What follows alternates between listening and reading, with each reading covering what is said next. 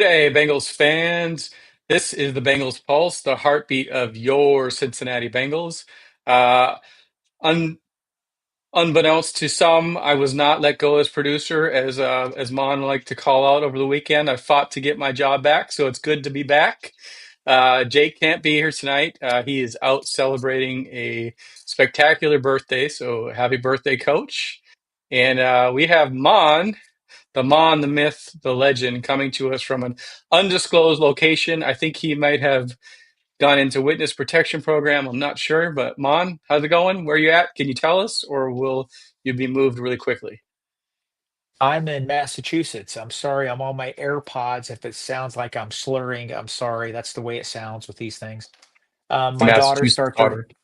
yeah, my daughter starts her second year of law school, so we're up in Massachusetts, getting her situated. I drove her car from Florida all the way up here. I got to listen to a lot of Bengal podcasts. We're going to talk about that in a few minutes. Eric, here is your signing bonus of $2. You're Woo! I'm gonna back on. You're hired. Um, listen. now, I'll take more than two Listen, dollars. I'm sorry. yeah, I hear you. I hear you. A lot of Bengal news. It was great. 19 hours of driving. I listened to every Bengal podcast available, and it's great. Getting different perspectives. A lot of good info, a lot of things that reading some tea leaves there. So let's talk about it. Yeah, I just want to know, and I'm really disappointed. We read this on our text thread, but Mon did not stop at the brand new Bucky's on I-95. He did not stop at the other Bucky's, and he's missing out on us insider information. He was texting us, giving us all this Dalton Risner information, inside information. We thought that Bubba at Bucky's in up there in Georgia was telling us something that we may not have known. So a little disappointed in your choices of truck stops, Mon, but guess we'll No forgive you. Buckies. No Buckies. I listen. I'm probably going to upset a lot of people. Bucky's drives me crazy. It really does. There's just too much stimulation. There's too much going on in there. I walk in and I'm like, get me out of here. There's just way too much Uh, going on. But I'm in the minority because everybody in America loves them. I try to avoid them like the plague. They do have clean bathrooms if you have to go to the restroom. Okay. But the cleanest bathrooms ever, cheap yeah, gas, and they do not allow any trucks in there. So I'm just saying, put on the obviously Eric AirPods. likes it. Obviously Eric likes it. I'm not a Bucky's guy. Yeah. I'm not. Listen, we got to ask your daughter, the lawyer, to debate this. I think she's probably going to agree with me. Before we get into it, though, that makes me come up with something. She needs to specialize in contract law because the Bengals need some help. The Bengals need some help getting deals done. So we need Abba Hassan to go up there and help with negotiations. I'll talk to her about that. I would actually like that if she became a sports agent. That would be great. Yeah, Um, she's got the chops for it. All right, let's get into this because there's a lot of news out there. There's a lot of woulda, shoulda, couldas, and a lot of what's going to happen. Dalton Risner visited Risner Reisner. I'm not sure what his name is. Visited the Bengals earlier this week and left without a deal. We heard that he was going to visit Seattle. As far as we've heard, he also left Seattle without a deal, and then there was rumors that he might be visiting the Steelers. Mon, I know every podcast that you've been listening to has been talking about this. Give us your inside take on this. What's going on, and is it going to get done? uh, yeah, I did listen to a lot of podcasts. They had a lot of opinions on there, and like I said, they're only opinions. But reading some tea leaves here, um, Dalton Risner visited. We all know that he left.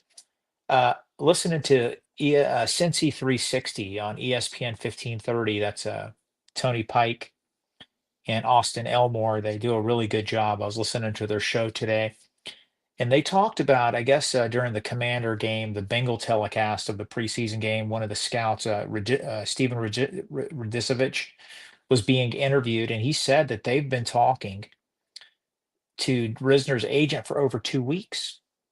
So it wasn't just a few days ago. This has been going on for a couple weeks now. And, they were speculating. They didn't have 100%, I mean,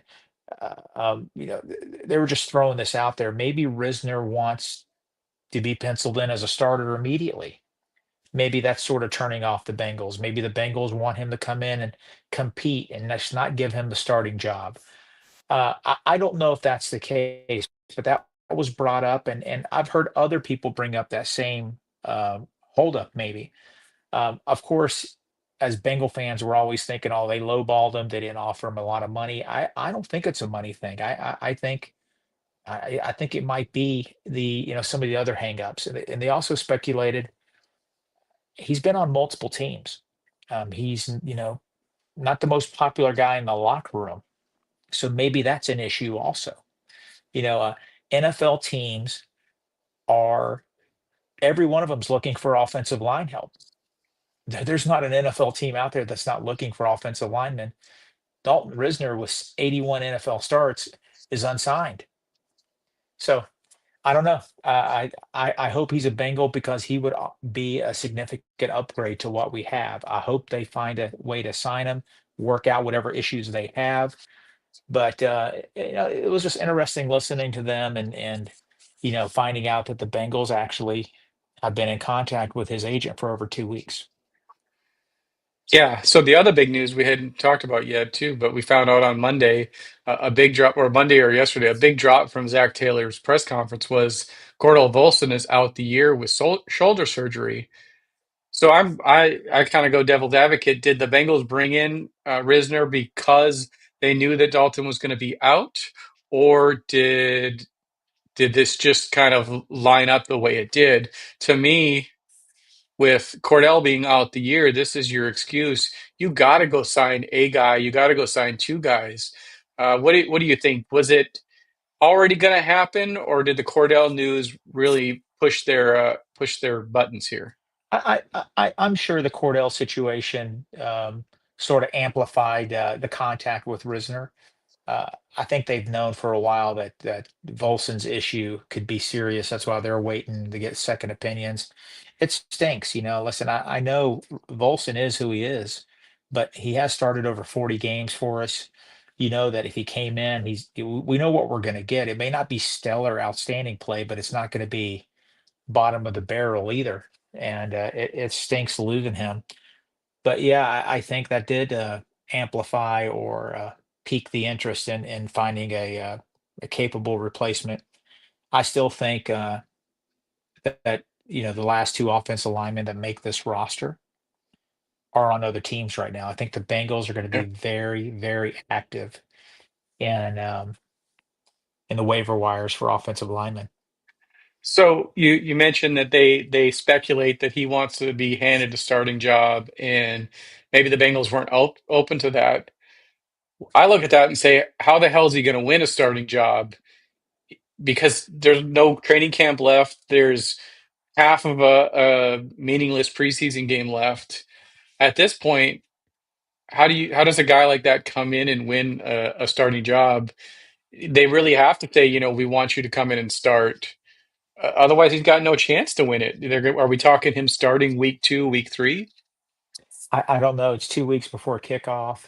He's had multiple NFL starts, so he knows the ins and out. He definitely knows how to play guard. He knows the intricacies of that position, but he has to be in football shape. I mean, he Yeah. hasn't practiced one time, and that's what gets me. I mean, you could be highly susceptible to injuries. You come in and like, hey, go start against Miles Garrett, the number one pick of the Browns. He could get hurt, and the Bengals Yeah. don't want to do that. So, if he's going to be a Bengal, they need to sign him soon. Get him at least 2 weeks in pads. That's better than coming in 3 days before the season starts or a week before. So if it's going to happen, hopefully it happens in the next couple days. And I'm also hoping. There's been a flurry of trades the last few days. The Broncos traded away some people. The Saints and the Broncos traded a wide receiver. The Jets picked up a defensive tackle from the Vikings. So you're seeing trades. I would like to see the Bengals do that. They're heavy at wide receiver. Maybe one of these wide receivers gets shipped out for a guard. I don't know. Also, I want to touch base on one of the other podcasts I listened to, the Growler, Paul Daner, one of the, obviously he's the gold standard. He's connected. He was talking about waiver wire pickup. The Bengals are going to be very actively shopping for players at that final roster cut.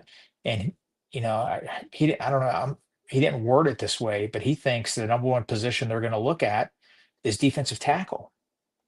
which really surprised me because they've spent a lot of draft capital on defensive linemen over the last few years. They signed TJ Slayton. He said that they're going to put in waiver wires, and he thinks the priority is going to be the defensive line, which was pretty interesting. Yeah, that is surprising. Al Golden had a press conference earlier today and was praising McKinley Jackson and talking well of his defensive line. So McKinley that Jackson or would Chris surprise me. Jenkins? Was it Chris I Jenkins or he was McKinley Jackson? praising both of them. I'm not sure Good, which one he good, actually singled good, out, but he was praising both of them and talking about them. So I'd be good. surprised if we were really targeting that. Um, Yeah. the other thing with uh, Risner, I mean, to me, if I'm the Bengals, I'm saying yes. I'm not going to guarantee him a start, but I would put the caveat, you're starting as soon as you know the playbook. As soon as Joe says you know the playbook, you're starting. And then that's on him. You bring him in, and if he knows it right away, then he's out there because we certainly can't dumb down this playbook for anybody. But we also don't want to put a revolving door out there so Joe's constantly having to escape the pocket. Uh, it's frustrating. Yeah, again, I don't want to speculate. I don't know why Risner has bounced around and why he's not signed. I don't know. I have no idea. But I mean, you just think about it. I'm just going to repeat something I said a few minutes ago. Uh, Every NFL team is looking for quality depth on the offensive line and or starters. He's still available. I mean, I don't know. Why is he still available? I wish I knew. I don't know. But I don't think that's a good look. I don't think it's a good look. Is he not liked in the locker room? Is he I don't know. Is he asking for the world financially? I don't know. But it's something to look into. I, I would not be surprised. Here's Mon's hot take. I gave one the other day and I actually got one right. I think the Bengals are going to make a trade. I think they're going to make a trade for an offensive lineman, and I think it's going to happen in the next 48 hours. So, is it going to be an offensive lineman that 72 can hours. come? Make that Okay. 72 hours. 72 hours. Go ahead. Is it an offensive lineman that can come in and start, or is it a Yes. similar trade to what we've seen in the past where they make a trade for a guy that probably is going to get cut and they're trading a seventh round pick to keep from going through waiver It's wires? going to be for somebody that's likely going to get cut. He's somebody that played for Scott Peters last year. This is not a Mon Abelhassan original. I read this in the Athletic. You We've are heard in it on podcasts. Massachusetts. Yeah, yeah, exactly. No, but I think Cole Strange will end up being a Bengal. I think he was a first round pick of the New England Patriots. He's not playing a lot in camp. He's sort of fallen out of favor with the new coaching staff. He was a first round pick. I think the Bengals are going to find a way to acquire him. I really do. He worked for Scott Peters last year. Our coaching staff is familiar with him. He could come in. He understands what Peters wants. It makes too much sense. It makes too much sense. And like I said, beat writers have speculated this, they've thrown his name out there. I could really see that happening. And I would not be stunned at all if the Bengals make a move to acquire him.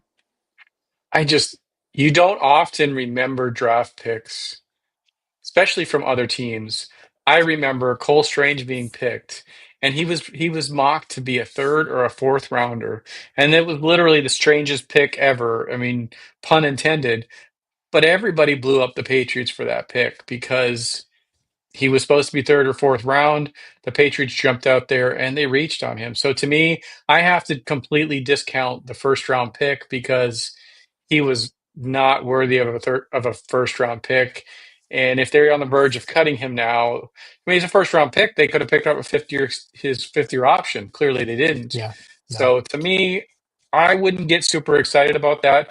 I want him on the team, but I want him to be the second option. I want a Dalton Risner to be signed, and then Cole Strange is the second one. That's just Yeah, me. if the Risner thing falls apart, I think Strange is going to get pushed up there.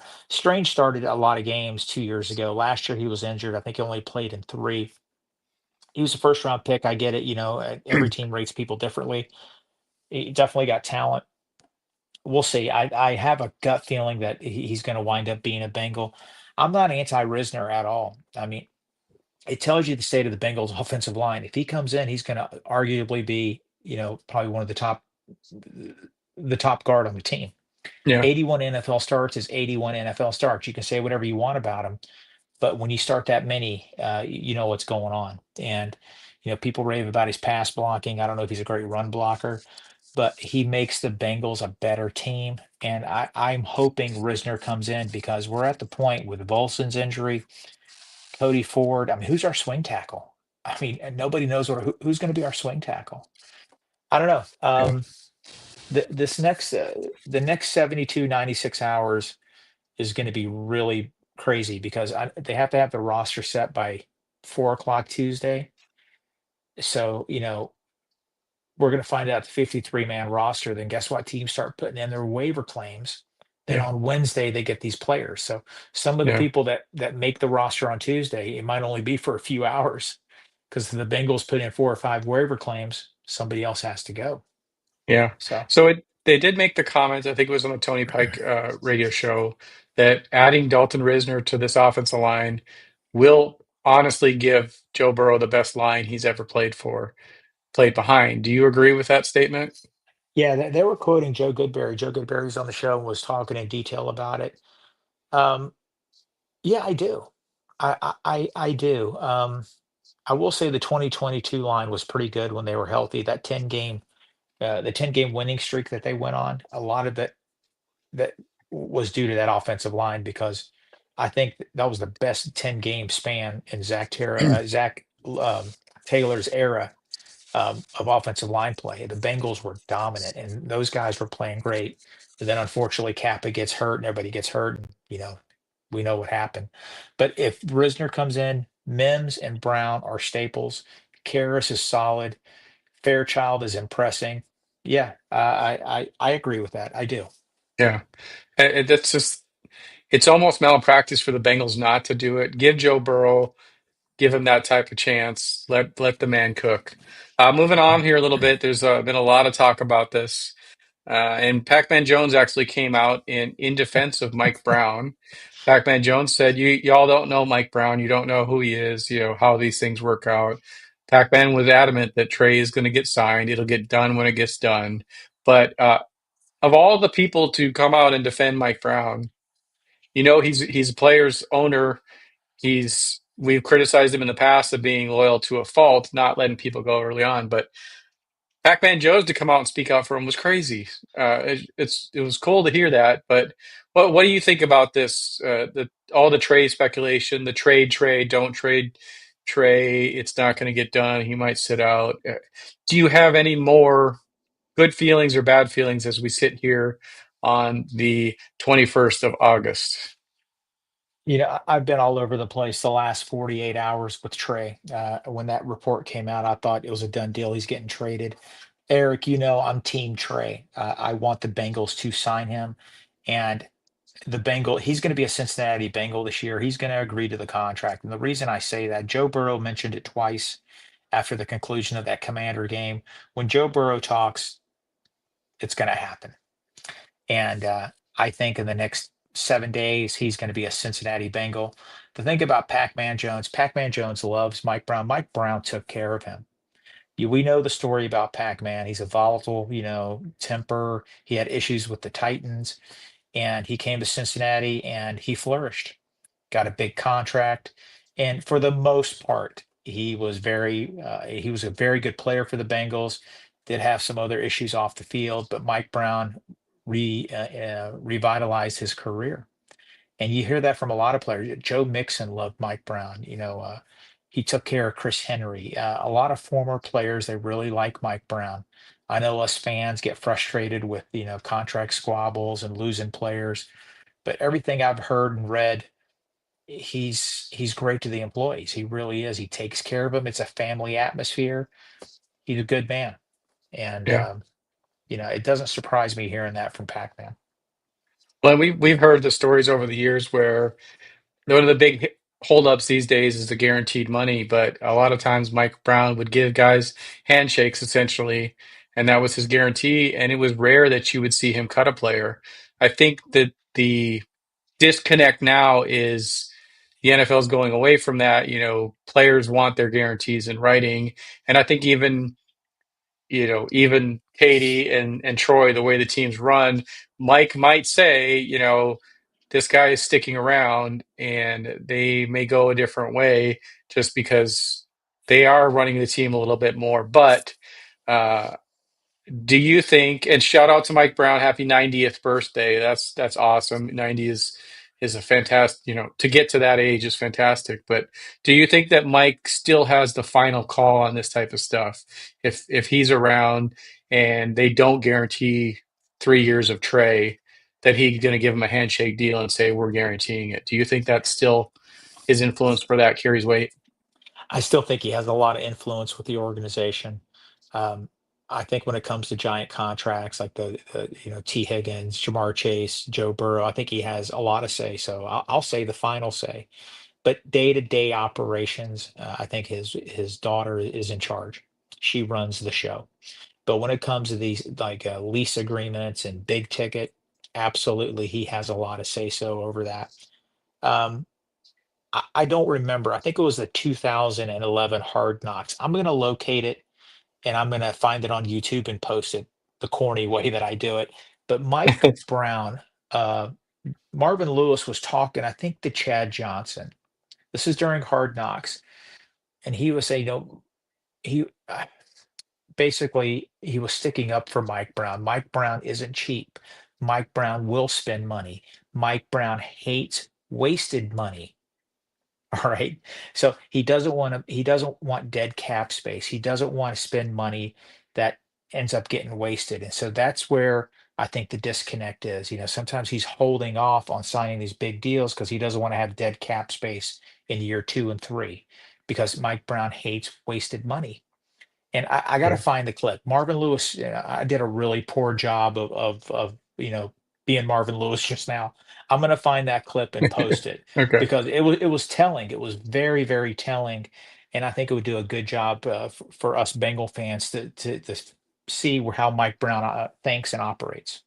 Yeah. There's just frustration around that because, I mean, what would it take for the Bengals not to have Trey under contract for 3 years and say only this year is guaranteed? It would take a lot to not have Trey on the team for those 2 extra years. We've seen this before where the Bengals have guys that are injured, but they stay on the roster. They're not cutting them.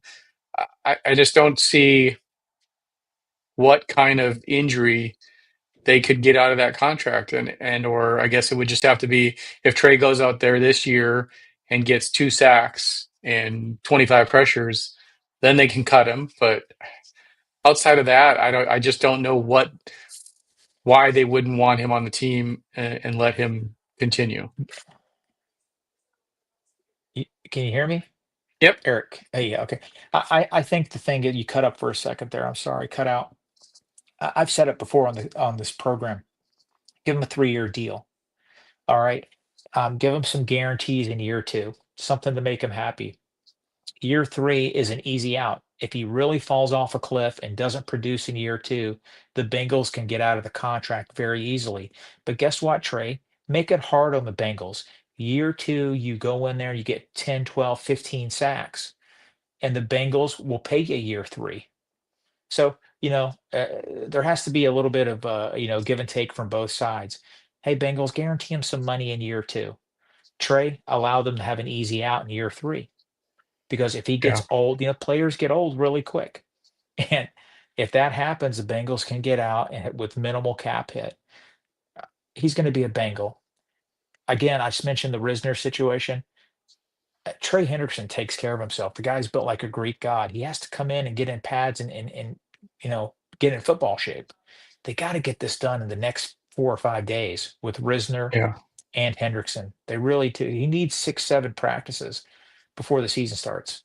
Yeah. Yeah. It's got to get done now. It's got to keep refreshing Twitter. Hopefully, hoping they break some news and something gets done. But it is what it is. So we're at the end of training camp. We're going into our last preseason game. We're talking about possible trades to add pieces. Let's get your speculation on some of those trade baits that we can put out there. I know you've thrown out there Yoshi before just because he's coming up on a contract year. Bengals I got fans beat don't up. like to hear I that. Yeah. got beat up on that, and I'm a Yoshi fan. I was just trying to Yeah. think outside the box, but go Well, ahead, continue. that's a sell high, and I understand that. That's a sell high.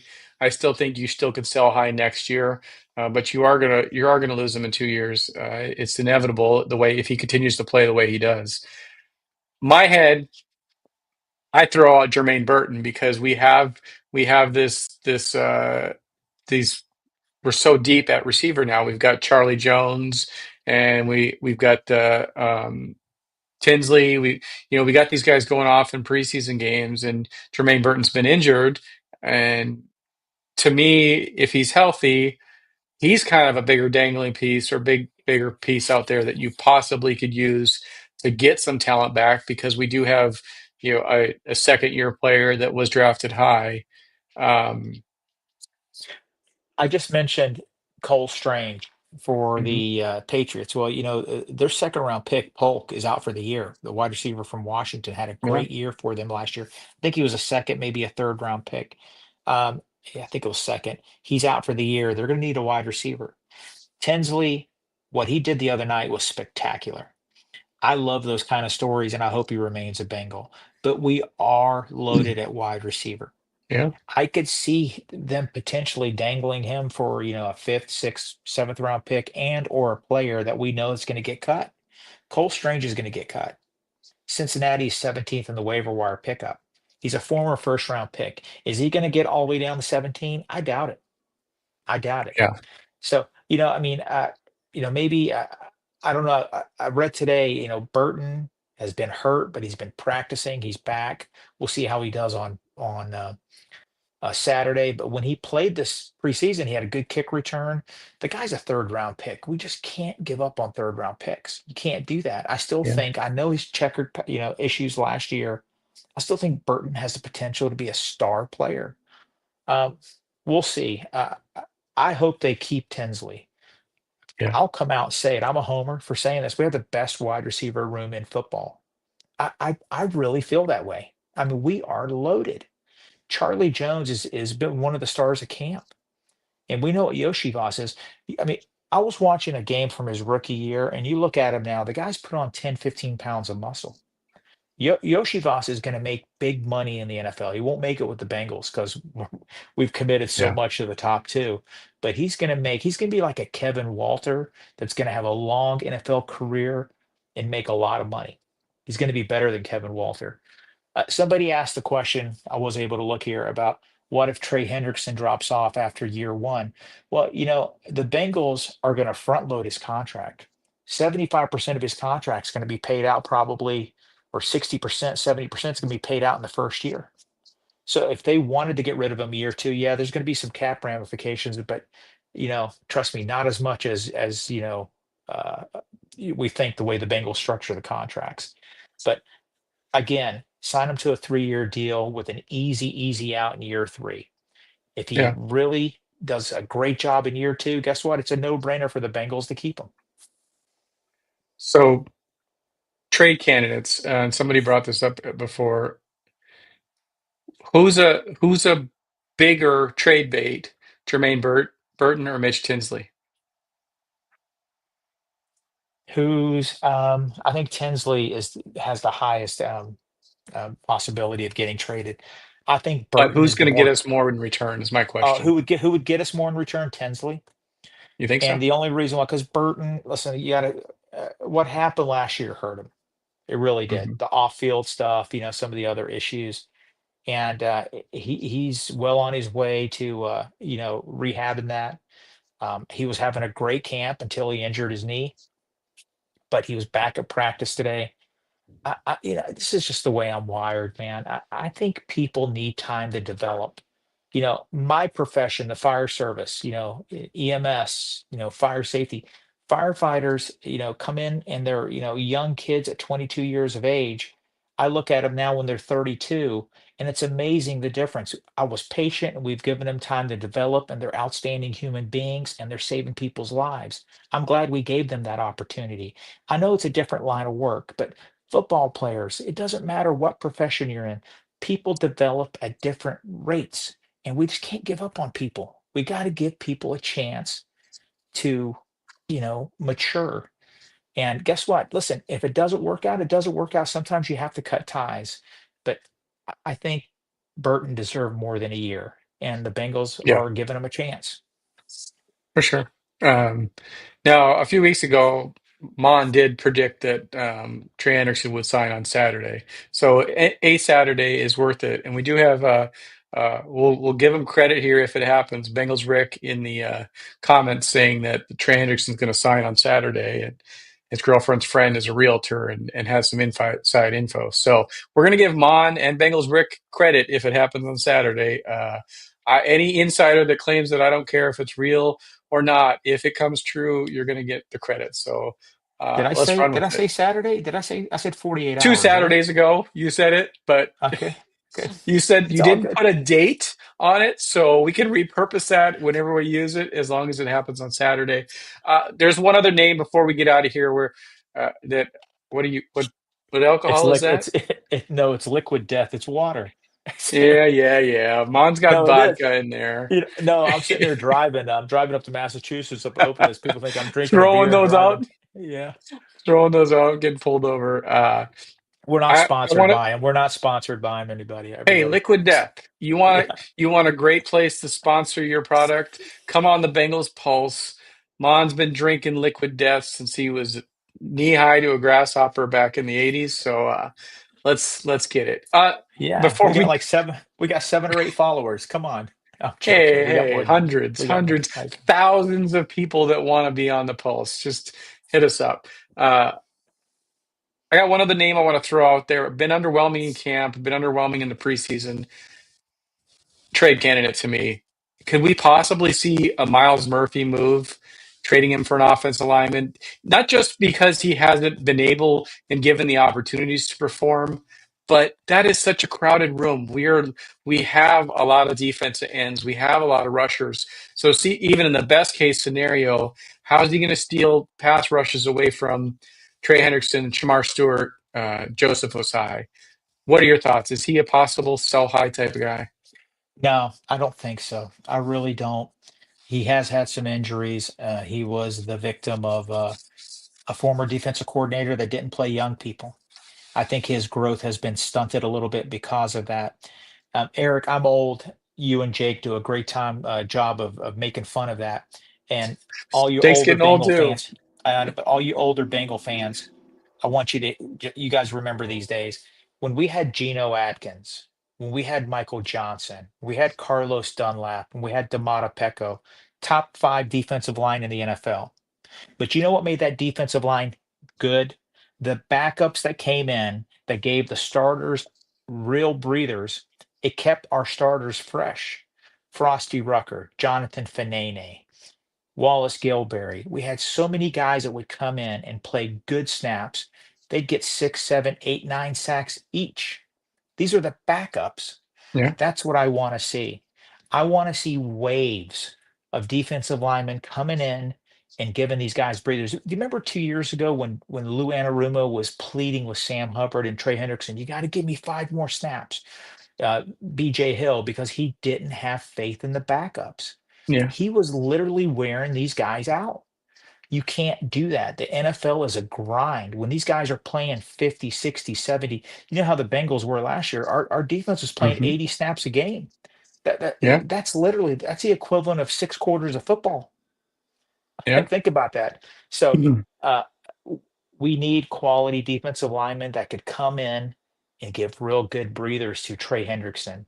To Miles Murphy's probably going to start on the other end. Listen, Miles Murphy is very talented. I know he got at Clemson at one time the pre-draft process. He was a top 10 consensus pick. He did drop, obviously, but early in that process, he was a top 10, top 15 prospect. Mhm. Like I just mentioned about Burton, we can't give up on these young guys. I'm telling you, I would not be stunned if he's a big breakout player this year. Okay. It will we'll have to mark that down for a hot take because that would be a big one, especially with Samar Stewart being in there. I just don't see a lot of rushes for him, but like you said, it's got to be a rotation. So hopefully that's going to be on tap. One of the things that hurt Lou even more on that was Lou Anarumo had a bend don't break type of defense. So we were often giving up these really long drives with many plays ending on field goals. So even a successful drive wore those guys out tremendously. So we've heard that Al Golden is going to be more takeaway driven. That might give up some explosive plays, but it's also going to get the ball back quicker. We saw it in the preseason game, couple Eric, interceptions, couple turnovers. Eric, can you imagine your backup defensive ends coming in and getting 9 to 8 sacks each? Be Backups. nice. Yeah. That's what the Bengals were getting. And Yeah. the defensive linemen that were coming, the defensive tackles were coming in. Listen, it's natural when you have quality starters, especially Geno Atkins. Come on, he's a Hall of Famer. Carlos Dunlap, your backups, there's going to be a little bit of a drop off. Guess what? Yeah. During those days, the drop off wasn't as big as normal. In the Yeah. last few years, the Bengals, the drop off has been like a cliff. We need to get that quality depth. Depth is everything. Injuries happen in the NFL. The teams that have the best rosters that go deep into the playoff, they're 30 to 53. Their last 20 guys are very good football players. That's where we need to For get better sure. because Yeah. injuries happen. Our last 20 guys, we need them to be better. Yeah, you gotta raise your floor. You gotta we talk depth all the time. If you don't have a next man up, then you're in the weeds. Can you imagine this just that's not that old because I watched all those guys too, Mon. I mean, you're not spouting guys from the early and mid 80s, so I'm still there with you with all these guys. But can you just imagine the success of those teams was so defensive driven? Can you imagine Joe Burrow on those teams? No, Put Joe I Burrow know. on the 2015 Bengals, and we don't lose a game. Golly. Yeah, that Yeah, to me, I know we debate this behind the scenes a lot. 2005, 2015. The 2015 Bengals to me is one of the best rostered Bengal teams ever. I mean, it's one of the best rosters the Cincinnati Bengals ever put together.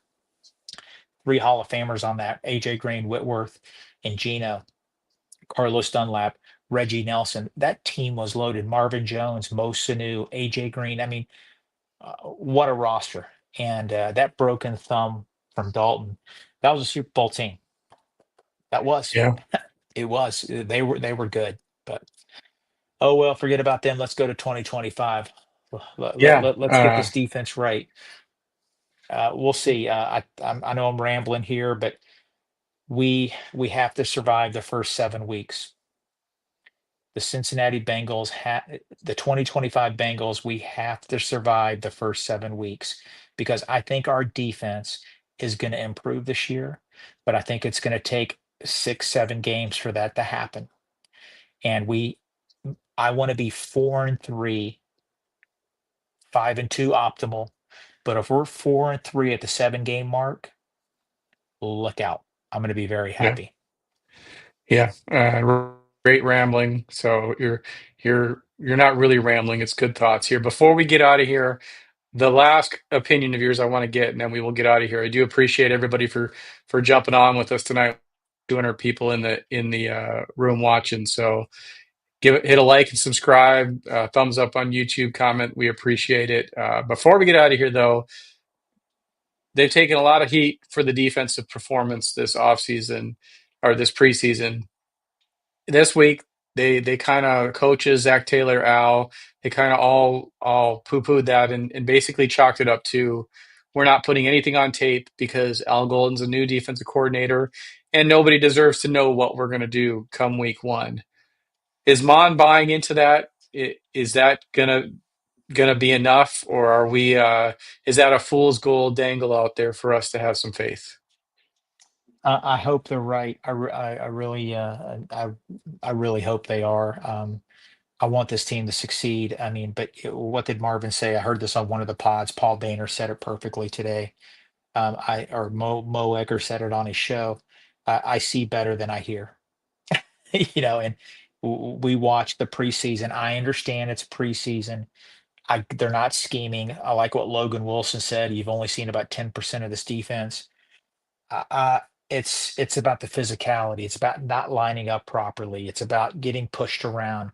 Are these guys, sometimes it looked hey, we don't want to get hurt before week one.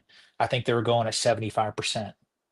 I mean, that's the way it looked to me against the Commanders on defense. It looked like, hey, let's just go out here. Let's not get hurt. We only got to play 10 snaps. I don't know. I don't know. I I'm going to say this. I'll be the homer right now. I trust Al Golden. I'm going to give Al Golden the benefit of the doubt. Uh, I think this defense can't be any worse than it was last year. I understand. I want us to get to the playoffs. An average defense in the playoffs could be dangerous for us, but I Hmm. think they're going to get better every week. And I think by week 7 or 8, we're going to find out which way this defense is headed. And I think it's going to be headed in the right direction. We just got to survive the first 7 weeks. There's going to be some lumps. There's going to be some, our group chat's going to be really entertaining. All right, I'm going to mute my. I'm just letting you know. I'm talking to Eric here, everybody. I'm going to mute my phone on game day. I'm Oh not going yeah, to look at yeah. my phone until the Nope. game ends because I'm not going to do what happened last year. Guys, if you could see our chat transcripts, you would be so entertained. It's meltdown Yeah. city, I but think that's a I'm not show in doing it. itself. We just scroll the texts, see how many It would times be the end of the Jake's Bengals crashing it. Pulse. It would be the end of the Bengals Pulse. Listen, okay, everybody knows that I'm pretty positive. I'm always putting a positive spin on stuff, but I try and go through a game expecting that. And a lot of times my phone is on the floor, my Apple Watch is off. I don't comment because yeah, there's so many spinning out, living and dying on every play, and yeah, I can't live that life with this defense. I am on Team Zim on this because Zim has talked about this quite a bit. The defense is going to have its bumps and bruises early on, but it's going to get better like that Eagles defense did last year. My hope is that Al is true to his word, lets those young guys go out there, get their bumps and bruises, get through those first half of the season, get us to a strong defense. We need to see those young guys out there playing. We need to get through it. So Last thing I I want to still say. believe it's going to happen. Last thing Yeah, I'm going to say. The most valuable players, not coaches, the most valuable players for the Bengals this year are going to be our running backs. Uh, Brooks and Brown are going to be the key to our success. I think people are going to be shocked how well we run the ball. And that running of the ball is going to help our defense out because it's going to keep Allen, it's going to keep all these other quarterbacks on the bench for an extra 2 or 3 minutes. I've said that in the past. This isn't Mon's wishing. I really think it's going to happen. I think the Bengals are going to be a 58-32 run team. So, or is that 58-42? My math is bad. I think that instead of being 63, 65% pass run, I think the Bengals are going to run the ball a little bit more effectively. And I think this complementary football is going to help the team tremendously. I really think that our running game is going to take it to another level. We're not going to turn into the Ravens, but we are going to run the ball a little bit more effectively, and it's going to help the whole team out. Mark it down. Mon's hot take. yeah. I mean, if we're 45, 55, a little bit more even, we're going to be good. We don't have I to don't be a think, run. We don't have to run more than we pass, but we definitely yeah, need to run more than we did. And I don't disagree. I think adding that to the playbook, giving that play action threat, I do agree. It's going to make us a better team and maybe less stats for Burrow, but ultimately a better team. yeah, yeah. We'll see. It's going to be an interesting 4 months here of Bengal football, and I think it's going to be a successful year. I really do. I really think everything is going to work out. I'm not just saying that, to be a homer here. I really think it will. We are going to have some lumps, but by week 8, we're going to know who we are. All right. We're Yeah. not going to have to go on a 7-game win streak just to be playoff relevant. We're going to take care of some business early on. We have to be 4-3 at a minimum at the 7-game mark. If that happens, look out. We know what happens in December with Joe Burrow. We're going to be all right, Bengal fans. We Listen, are. we're going to be all right. The Bengals are going to take their lumps. They're still going to win their games. They're going to be 8-0 at that mark. Number one seed, AFC Championship game in Cincinnati. Mark it down. I'll be the ultimate homer. It's happening. You heard it here first. Yep. With Yep. that, We do appreciate everybody joining tonight. If you haven't yet, jump on X and like us at the Bengals Pulse, at Cincinnati Pod, and on Instagram at the Bengals Pulse. We probably won't be with you live after Saturday's game just because Mon's going to be in witness protection program still, and I think I'm going to be up at the race in Daytona, so we won't be there live after the game. But should breaking news happen, should Risner sign, Trey sign, maybe they do a dual signing together. We're going to jump on and get in there. Is maybe Mon's in Massachusetts? Are you going to go to Mr. Strange and offer him that to come to the Bengals? He's coming to Florida. I got a signing bonus, $2. Oh, I'm you got to take him to Bucky's. That's the problem, though. Yeah, yeah, yeah, yeah. No, yeah, you know what, Eric, I'm still going to be in Massachusetts. If we'll talk about maybe doing a show Sunday morning, just let me know on that. Yep, we will. We'll find a way to bring you Bengals news when it happens, even if we're all going from our phone, running away from the mafia like Mon is. Uh, you do what you got to do to get Bengals news out there. So we appreciate everybody joining us tonight. Stay tuned. See you Cut on guys. alerts. We will go live when we can. Whodey, everybody. We'll see you later.